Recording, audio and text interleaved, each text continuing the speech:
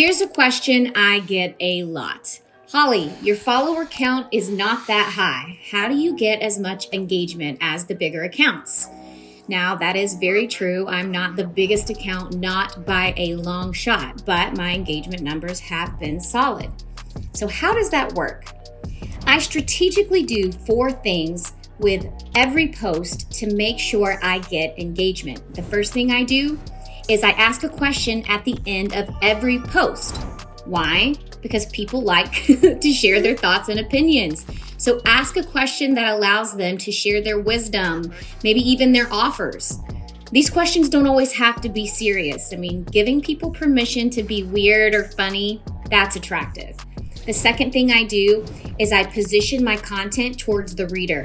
Now, this is especially important when telling stories about yourself. Always remember to pivot that story and help the reader apply it to their situation. One rule of thumb I use, at the end of every post I ask, who cares?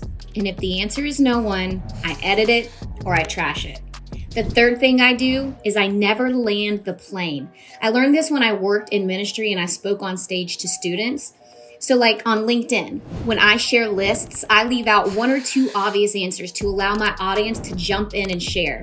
My job is to uncover the nuanced tools, not the ones that everybody knows.